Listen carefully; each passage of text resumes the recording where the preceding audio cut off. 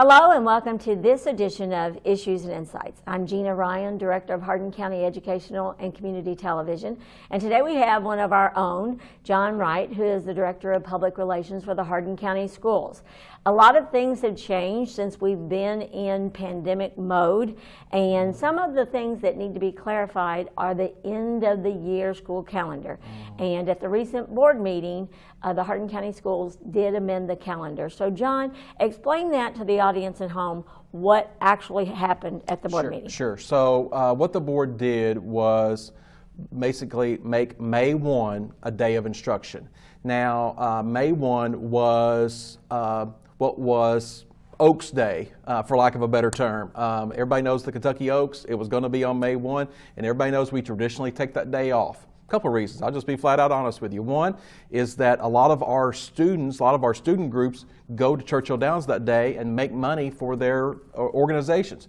And two, a lot of our staff like to go, and so it's hard to get staff to come to do that day. So that's why we traditionally take it off. And it's just always been that way. A lot of school districts do that, and we just do it. So, but this year, obviously, there's not going to be a Kentucky Derby or Kentucky Oaks on the first Saturday in May. So May 1, there was no reason to keep it as a day off. So we have made May 1 as a day of instruction. So obviously we're in the pandemic, we're doing NTI, so May 1 is a day of NTI, non-traditional instruction. So, and people are confused, and I understand why they're confused as to why, well, how did that shorten the school year by a week? So now, instead of getting out on May 22nd, with just the addition of May 1, we're getting out on May 15. Here's the math behind that. So May 1 now takes the place of Monday, May 18. So we won't have to have NTI on May 18. We were already taking May 19th off. Why? Because it is election day in Kentucky. We're not going to do elections in Kentucky on May 19th. The governor has already said that. So, but we still had it as a day off in our calendar. We're keeping it as a day off in our calendar. And then we have what is considered banked time. And so that banked time is the number of days and instructional hours that is provided by the Kentucky Department of Education. Our Board of Education has a tradition of providing more instruction, both days and hours, than the Kentucky Department of Education says you have to. We're overachievers. And so that's the reason we have more time and more hours than KDE says you have to have. So we have 3 days that are in the bank, so to speak. So we have we've utilized those bank days for May 20, May 21, and May 22. So that basically by moving May 18 to May 1, that has eliminated the rest of the week. And we will have the last day of instruction, whether that be classroom instruction or non-traditional instruction, will take place on May 15. Now, as we tape this on April the 17th, we don't know what the governor, if he's going to say, okay, on May 4, go back to school, because that's supposedly what we're doing as of April 17th as we tape this at 9 in the morning. Now, he may say tonight, hey, you're out for the rest of the year. He may say, I want you to try to go back. We just don't know. And so that's why we're saying we may be in school on May 15, we may not. But either way, that will be the last day of instruction, whether it be traditional classroom instruction or non-traditional instruction via the internet and paper packets. Okay. There was also some confusion also in regards to graduations. The board had approved graduation dates in March. Yes. But really that's a fluid thing. It is. And the board talked last night about tentative. In fact, it's on the board agenda, tentative graduation dates. Because we just don't know what situation we'll be in. Right now, the college or the GED graduation is scheduled on the Friday, or I guess that would be May the 14th or May 15th. And then a graduation for one of our high schools is on the 22nd of May and 2 more on the 23rd. Now, that's tentatively still the case as we sit here on April 17. But that could change. So again, it all depends on, and we know lots of people are asking about that, but as Mrs. Morgan said last night, don't buy grandma a ticket if she lives in Tacoma, Washington to come to graduation on May the 22nd. don't do that yet, because we just don't know if that's going to happen on May 22nd. Look, a lot of every other district in the state is in the same boat we're in. So there's going to be a lot of guidance out there. There's going to be a lot of suggestions. The governor's decision is going to play a big role in that. So we just have to follow the guidelines that are there when those decisions are made. I know everybody wants to know the answer today. Trust me, I want to know the answer today. But we just can't, because we don't know the factors that roll into those decisions. Awesome.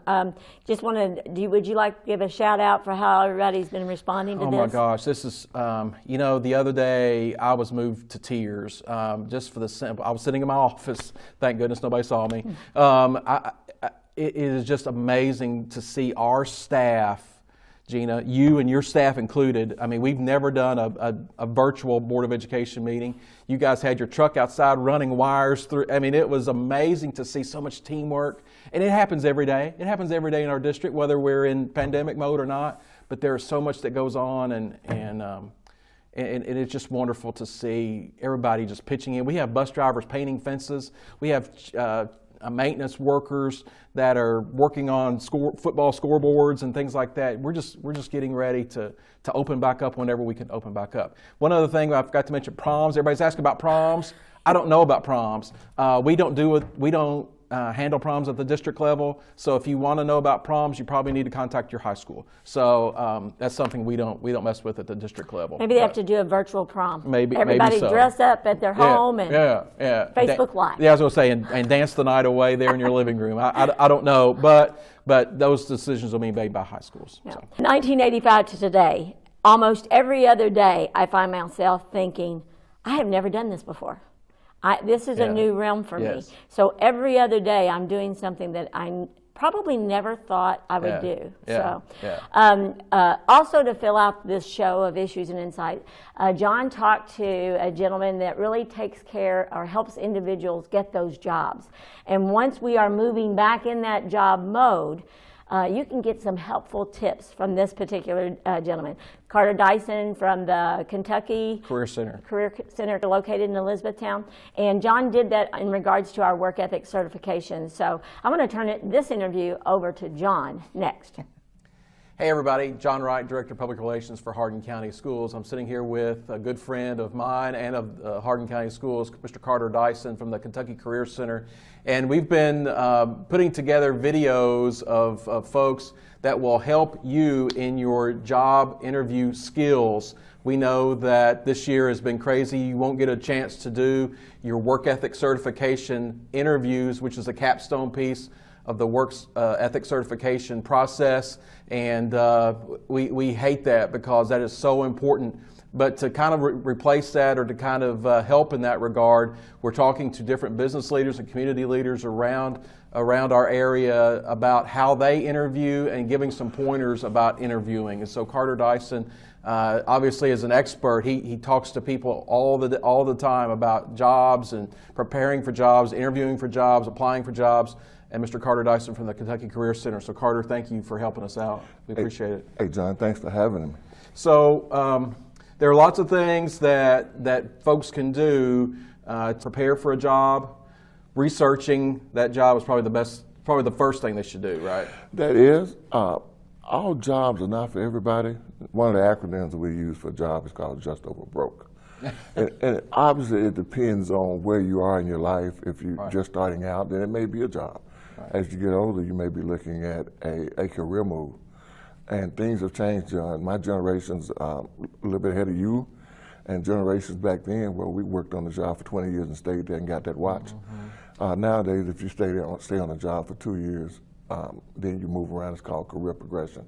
Back in the day, it was called you couldn't keep a job. Mm-hmm. So it's a little different. First thing you want to do is research the job and find out something about the company you want to work for.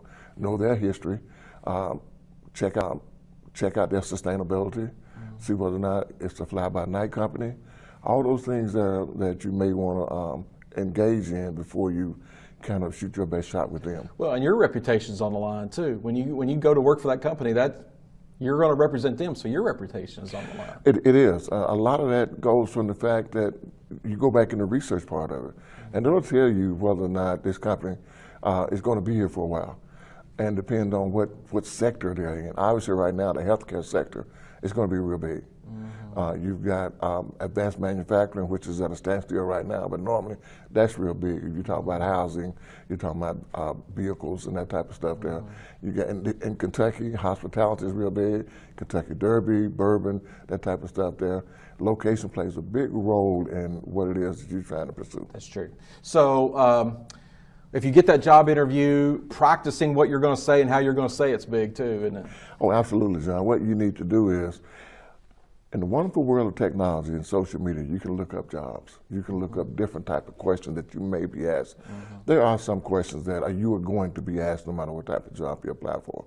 That way you can go ahead and look into, utilize that mirror, not only for the way you look physically, because that plays a part in it too. What I say is the look. But you also want to be able to know how you're answering questions and stuff. Some people may have a face where when they're talking, they're looking like they're mad. You don't want to over smile too much. You don't want to act like you have a toothache though while you're asking questions. Right, right. Used to be, well, it still is. When we get through this pandemic, it's still, hopefully we can do this again, but you grew up in the generation, I grew up in the generation where when we see somebody, we shake their hand. I was sad I couldn't shake your hand when I saw you this morning, but handshaking, when you want to go in and you want to do that firm handshake when you interview with somebody, but in this world that we may be banned from that for a little bit, but still we need to greet people positively and do things like that. Sure, absolutely. We don't want to say, hey, what's up? Right. What's happening? That type of stuff there. Right. But in all seriousness though, the handshake, John, could possibly be gone forever. Right. Yeah. Based on, at least in our lifetime. Because there are some things out there that, in terms of transmitting diseases and bacteria and things of that nature, that is involved in the handshake and stuff. And you know how your hygiene is, but you don't know how the other person's is. But the greeting is a very important part of it, as is what you mentioned about answering questions and stuff. You're not going to get every question right. Right. There are going to be some that I pull back on my military experience and stuff where we go before the promotion board to get a promotion. And sometimes you're not going to answer every question. And a lot of times the person you wanted, that person say, I don't know the answer to that question in terms of how I would approach a situation. Because in a lot of interviews, they're giving you behavior related questions and stuff, not just substance and technical questions, but a lot of it deals with behavior on the job and how you get along with the team, things of that nature. Right. Very important. Obviously, physical appearance is big when you go for a job interview, and I've heard you say this several times. It's just the look, And so, talk about how important it is to not walk in with shorts or a T-shirt or whatever to a job interview. Obviously, that goes along with the researching of the job. If possible, obviously you can look online. Take into consideration, John, everybody doesn't have a computer at home. Everybody doesn't have a smartphone, but they may know somebody that works there. Now, I'll always say, and any recruiter will tell you, it's better to overdress, John, than to underdress. Right. Meaning that, depending on where you are in the country, in Kentucky, you can get away with a nice button-down shirt with a navy blue jacket. That's always safe, khaki color slacks, probably a professional blue shirt, but it's not going to hurt you to wear a tie. Right. And it's not going to hurt you to wear a suit.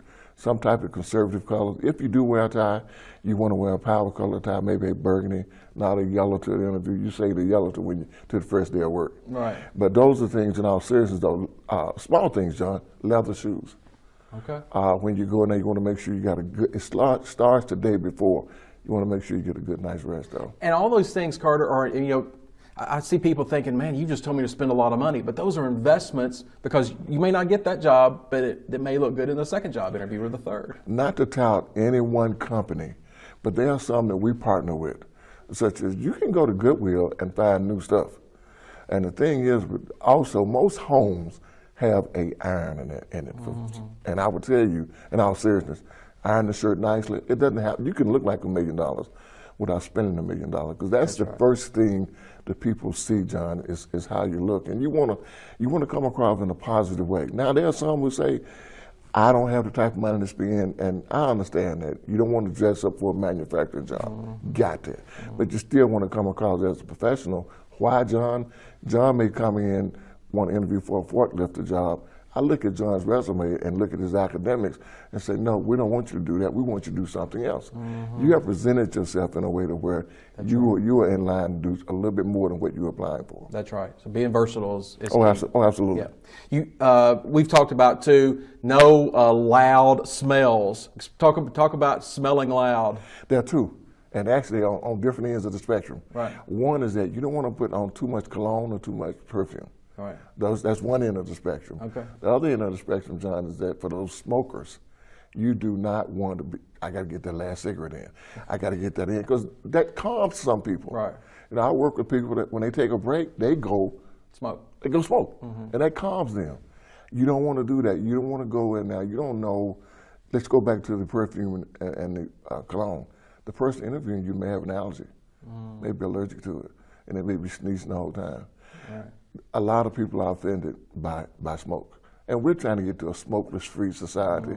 And say if it were for the Hardin County School District, then you guys, if I'm not mistaken, you smoke-free on your campuses and stuff and everything. So no teacher should be going out, if you're applying for a teaching job, you know, I'm not gonna hold that totally against you on the surface, but I'm remembering that smell and stuff. So the hygiene part, and that starts the night before, not just the day of. As you're talking about the smell, you want to get there approximately 15 minutes early. If you get that, John, any earlier than that, you get there 30 minutes early, that's stalking. You know, you don't want to get there before they open the office up, right? Right. But 15 minutes early, you know, we'll get there. I'll give you the opportunity to go over your notes, bring a couple resumes. Why? You were thinking that they already have your resume. Well, John Wright is supposed to interview me. John got called out 30 minutes before, and John had the resume in his office. John didn't come in. He called the other John to interview me. Right. Other John doesn't have the resume. Right. Gotcha. So that's why, and plus, you may have made some changes. You may have thought of something that will help you, might benefit you in terms of getting this job. You've talked about before, Carter, having like a 30-second sales pitch for yourself, or some sort of an evaluation pitch for yourself. Yeah, most people call it the 30-second elevator pitch. Yeah. And the question is, why should we hire you? And you want to go over some things. They're not really interested in terms of what the number of kids you have and that type of stuff. Those are questions that should not be approached in a job interview. But you can say what your beliefs are, what you know about the company, how you think you may fit in, how you think you may be an asset for the company. And you can get that done in 30 seconds, and that's what you want to do. If you do that properly, they may not even go further with the interview because they think they've found a winner. And that's the purpose of it and stuff, to put yourself out there, to advertise yourself. So how should you do that in the very beginning? Hey, I'm Carter Dyson. Here's my 30-second elevator speech. I guess you just kind of know where that's going to come in, don't you? They are going to ask you. Oh, okay. They will ask you, so tell me something about yourself. Right. They won't say verbatim, give me a 30-second sales pitch. But they're going to say, John, tell me something about John Wright. Right. And that's when you give the spiel about, I'm originally from Kentucky, and I feel like this is the time for me to get into this field, and I researched the field, and this company is one of the most outstanding ones in the top 3, Fortune 500, that type of stuff there.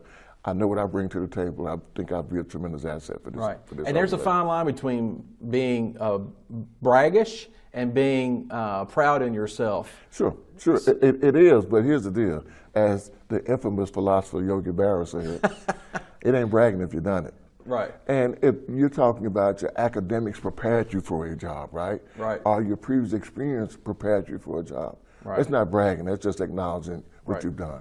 Be prepared for those questions. Like they're going to ask you what you're not good at, what your weaknesses are. They're also going to ask you your strengths, but you got to be prepared for those answers. Well, as a rule, I'm looking at your resume.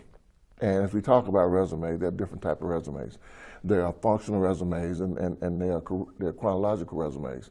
If we're talking about, as you and I have been talking recently about the high school seniors and things of that nature, they're not going to have much of a chronological resume because they don't have much of a work experience and stuff. But there are some things that some of those young people are very good at. It could, whether it be editing papers, they may have worked in the school newspaper, or whether being doing math, being a student of the year in social studies. Those are the things there that you want to put out there and let the people know, especially if you, and also volunteering. It's volunteering that you've done. Because those are the things that I can't look at you and tell, but I also know you're not going to have a lot of work experience just based on your chronological age, and I can accept that. sometimes they may ask you a question that the honest answer may lead to something that may not be very impressive, but still honesty, it goes back to a golden rule. Honesty is the best policy no matter what. Honesty is the only policy, John. I would tell you this. In the day of technology and social media, they're going to find out anyway. They are going to find out the role I played in my 5th grade play at West End Elementary School in Meridian, Mississippi, where we did Casey at the Vet, right? Okay. And I think I may have been Casey. So they can find that type of stuff out in all seriousness and stuff. So go ahead and tell the truth. It may not be, John, as bad as you think it is. You know, those are things, again, I've told you I've been fired 3 times, right? Twice on the same job. Right. And here I am talking to the famous John Wright. Oh, hush. So they're going to, not only are they interviewing you, but you're interviewing them, because you're going to invest your time and your reputation into their company. So you're interviewing them as well. Absolutely. Toward the end, I'm jumping around now. Toward the end, they'll ask you, do you have any questions? And one of the questions is, say if I'm interviewing for the school district, so how much longer do you plan on staying here? I may like your job. And the reason I'm asking that is I may want your job. And are there any opportunity for advancements? And you know that, but you also want to hear them tell you, what does a good day's work look like, John? You know, what do you expect me to be in 90 days? What do you expect me to be in 6 months? You know, what are the opportunities for advancement? Not only just here, because say, like me, I'm not from Kentucky. I may want to transfer down south. I've researched the company, and I know that you've got a plant, an organization in my hometown. So those are the things there. You've got to interview them. You've got to do homework like it's an assignment, John, like it's nobody's business, because it's your business. You actually, I like to say, back in the day when Notre Dame and Army was on top of the football world, Notre Dame didn't recruit, John. They selected. And that's what you want to do. You want to select what company you want to try to get a job with. Okay. Also, your contact information on your resume needs to be accurate. And I've seen this, I know you've seen it, where somebody has a curse word 81@gmail.com. It's not curse word either, it's a curse word. So probably not appropriate to do that. John, you will not believe, well actually you would believe some of the email addresses that people have. And they don't think anything's wrong with it. John, I'm very sincere when I say this. This is different. They have a lot of innuendos in those email addresses and stuff that you don't want to hear, stuff that you shouldn't see. And again, this is a different generation, and I'm not knocking any generation out, but it's different. Conservatism and honesty goes a long ways. When I say conservative, I ask you a question, you can give me the answer what I ask you to. I don't need you to just blurt out and everything and stuff. But what we have now is, it starts with your English teachers and your social studies teacher that help those kids with those resumes and stuff, and help them how to interview. I was blessed as a collegiate athlete of taking a speech course, and so that helps a lot. Also, going to Sunday school, speaking in front of crowds helps you out. And I'm not trying to push anybody toward a religious thing or anything like that. I'm just saying, get your experience from any place you can get it and stuff, and it'll help you. You never know how that may come in handy in terms of speaking to a crowd. And introverts can still get a job, right? Oh, absolutely. Absolutely, because there are jobs for people that love to work independently, love to work in a crowd, as part of a team. Some of those people, some of those jobs, such as research jobs and things of that nature, scientists and stuff, they work by themselves. So it all depends on what type of job you're looking for, and you've got to know at some point, at least you would like to know. I changed my major, John, 3 times. Wow. You know, between being a sophomore and a senior. Wow. I went from business administration, from sociology to poli-sci, because I wanted to go to law school. And so then I figured out that whatever, any kind of degree would get you in law school, because the political science would beat me down, John. Right. So I figured out that I could go ahead and get in with a physical education degree, even though I wasn't smart enough to get one of those, because that's like being a doctor. Right. But be that as it may, in all seriousness though, at 21, I didn't know what I wanted to do. At these young people at 19, 17, 18, 19, the mind matures, fully matures around 25 from a clinical standpoint. We expect them to not know what they totally want to do. Right. And that's where we come in at, in terms of helping them, showing them how to get experience in terms of interviewing, going through mock interviews. And I'll tell a short story. My son, who has a degree from the University of Louisville, he applied for a job once. And I don't know if I was more disturbed with the fact that he wore a T-shirt to the job interview or the fact that he got the job. I don't know what that says. Right. I don't want to encourage anybody to wear a T-shirt to a job interview. Right. No. Right. Obviously, he may have taken out his mother and did a good job doing the interviewing process. Right. But he didn't run that by me, though. Because you wouldn't have let it happen. Well, he was at the age where I would want him to make some mistakes. Right. And he was living at home with us, so it's not like he was going to be homeless. Right. So some things you kind of want them to learn in all seriousness, though. But those are the things that when we come in as parents, though, John, as adults that are in the workforce, that we owe it to the young people to channel them in the right direction as we see it. Right. Is there something that we haven't talked about that you want to talk about as far as preparing folks for an interview?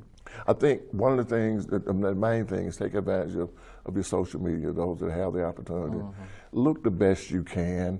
There are things that you can't control. Don't go out and spend $1 million, trying to look like $1 million and stuff. Feel comfortable when you're speaking. There are some people that their words fall all over them when they're speaking and stuff. Just act like you're just having a normal conversation. And at the end of the interview, you thank the people that interviewed you.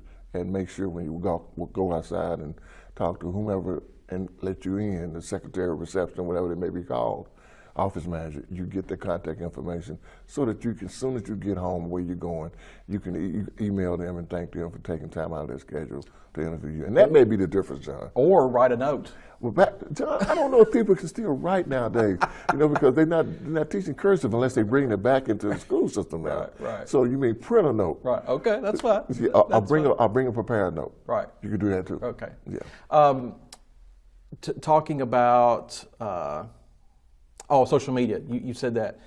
Social media, you probably don't want to be posting pictures of yourself guzzling alcohol or doing inappropriate things on social media because you've said it, you've seen it, people research those things and they'll go back till whenever, the beginning of your social media account. Not just you, John, but the people that, I don't have a Facebook account, but the people that you allow on your page, the people that are researching you see that as well. Right. I have a guy that I consider him a friend. His nephew was the first round draft choice in National Football League, would have been one of the top 3 players. But what happened was during the night of the draft, it came out showing him doing something he shouldn't have been doing. And that dropped him from 3 all the way down to like 20-something. Millions of dollars. Yes, and plus it wasn't very smart for him to be doing that to begin with, though.